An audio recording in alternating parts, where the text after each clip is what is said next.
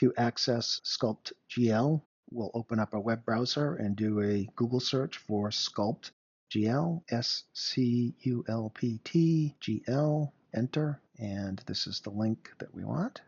And it opens up a web-based virtual sculpting program. Now, to create an alien, we could start from this virtual sphere, but to make the project easier, we're going to start instead with a plain human head. First thing we want to do then is click on Scene and choose Delete Selection so that we get rid of that sphere. Now we'll open another browser tab and go to makerworld.com and search for human head. And there's all sorts of fancy versions here, but we want just the plain human head without any major features on it. So I'll click on that, click on Download. And when I look in my Downloads folder, you can see the 3MF file here. I'll double click to open it up in Bamboo Studio. And I'm going to choose to export as an STL into my Downloads folder. Now, when I look in my Downloads folder again, you'll see that there's an STL file.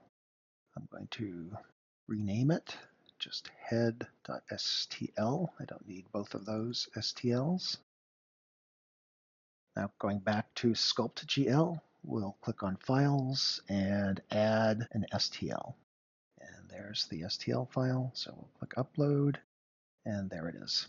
My tools for sculpting this virtual clay are over on the right-hand side. You can see the default is set to brush, but there's also inflate, twist, smooth, flatten, pinch, crease, drag, all sorts of other tools that you can use. Let's try just with the brush. I'll click and drag to start deforming the surface of the model. Give it a furrowed brow. Now when I click and drag my mouse on the model, the tool will have an effect on the clay. But if I click and drag outside of the model, then I can rotate around it. And the orientation of this model is off. It came in like this. So first thing I'm going to do is choose Transform. And I'm going to,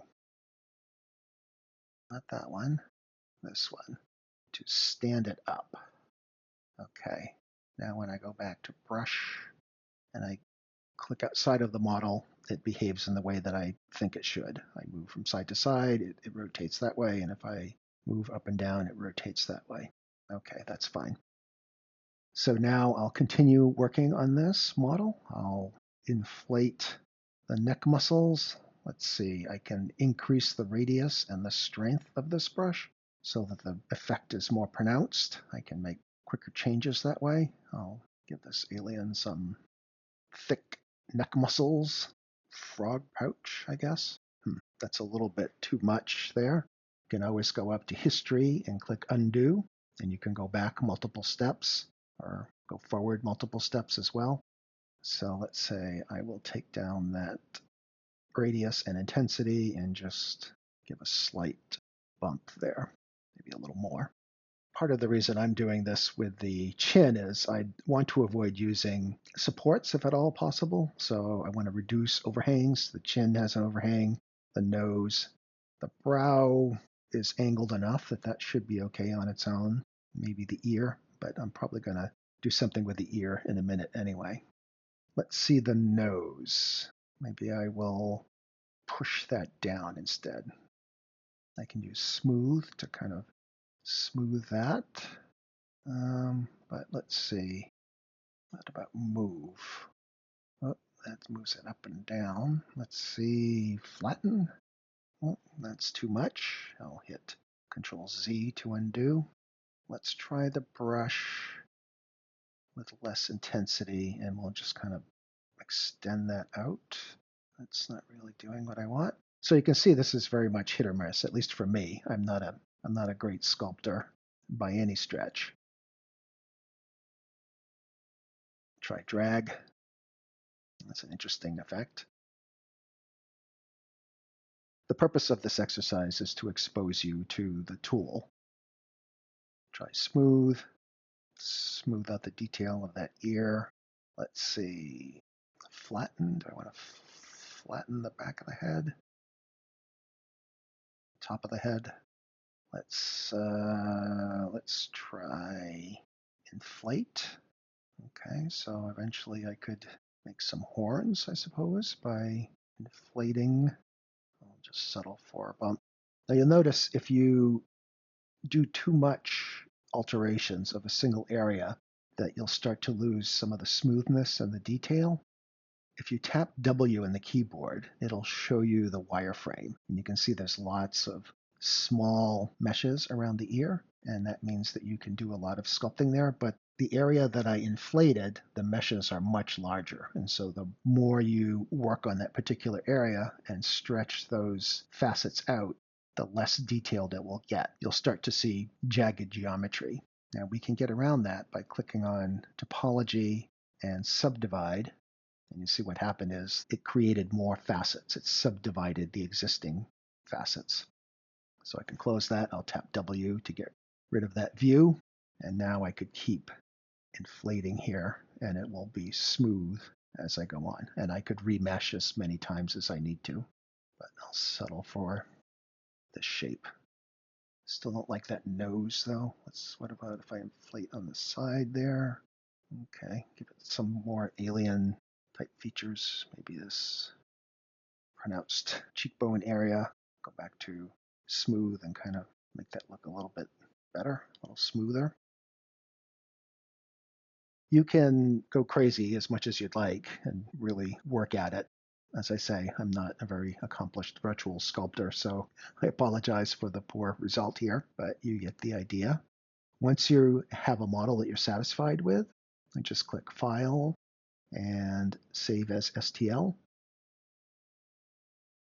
If I look in my Downloads folder, you'll see that I have a new file called Your Mesh. So that's my exported file.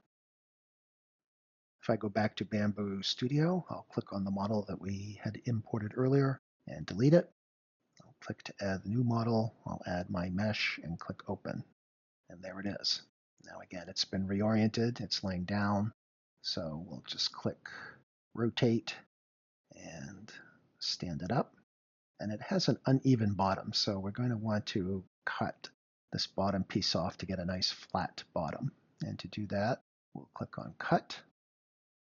I'll hold down the Control key and use my mouse to slide this over so I can see better. I'll click on this cut plane and just drag it down. I want to make sure that you get all around the bottom. You can see how not only is it angled, but it's kind of rough on the bottom too. So this is going to create a nice flat, clean cut.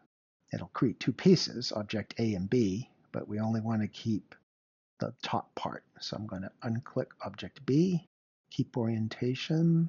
I don't care about that. In this case, it's going to just drop it flat on the print bed, and I want to place on the cut. Okay, that's fine. I'll click Perform Cut.